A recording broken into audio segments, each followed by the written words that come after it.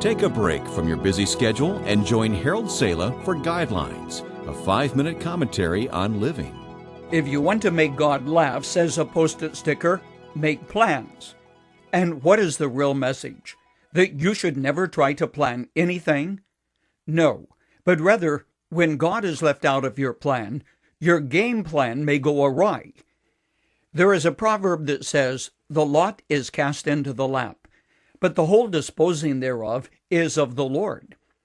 Whether you climb a mountain, traverse an ocean, build a house or a high-rise building, run in the Olympics, or attempt to plant your garden, or for that matter, do about anything, there are scores of factors over which you have little, if any, control. Like what? Like the economy, the weather, the availability of goods and services, the price of gasoline, the flow of electrical current, the capriciousness of trade and surpluses, a host of things.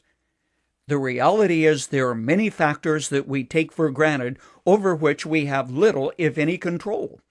So does that mean we should just sit on our hands and wait for God to make things happen? Not unless you're expecting a new outpouring of manna from heaven. God honors planning and hard work, but what makes God laugh is the presumption that men and women often have, which totally ignores Him. Take, for example, the Babylonian king Nebuchadnezzar, one of the most powerful men who ever lived. He was once the dread and fear of all the earth. He's the one Daniel tells about whose heart was filled with pride, and God finally said, "Enough." His mind snapped, and he ate grass like cattle. His body was drenched with the dew of heaven until he acknowledged that the Most High God is sovereign over the kingdoms of men and sets over them any one he wishes. So wrote Daniel. A generation ago, Christians often signed their letters using 2 Latin words. Deo volenti. It meant God willing. They recognized that God, not chance or fate, is the final arbiter of what happens to us in life. Presumption is something God hates. Want to make God laugh? Then make plans and leave Him out of your plans. Apparently, this is not simply a problem which we who are living in the 21st century struggle with. It's an old problem, too. James, the half-brother of Jesus, wrote about this very situation when he penned the letter which bears his name, which incidentally was probably the first New Testament book. He wrote to Jewish Christians, probably merchants, and he said, "Now listen, you who say today or tomorrow we will go to this or that city, spend a year there, carry on business, and make money. Why, you do not even know what will happen tomorrow. What is your life? You are a mist that appears for a little while and then vanishes. Instead, you ought to say, if it is the Lord's will, we will live and do this or that.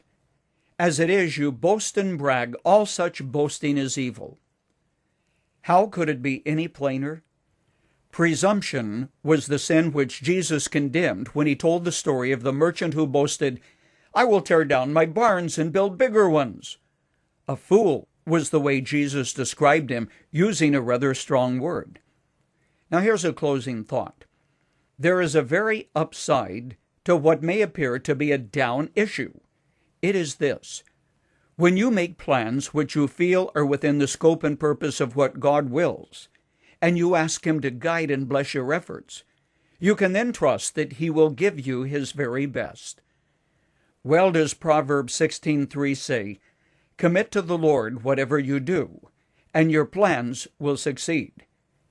Then it is we who will really laugh with joy.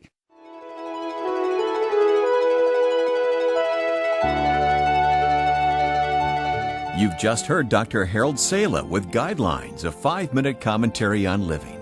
If you would like to listen to the program again, download a copy, subscribe to our e-commentary, or view other resources, visit guidelines.org. We would like to hear from you, too.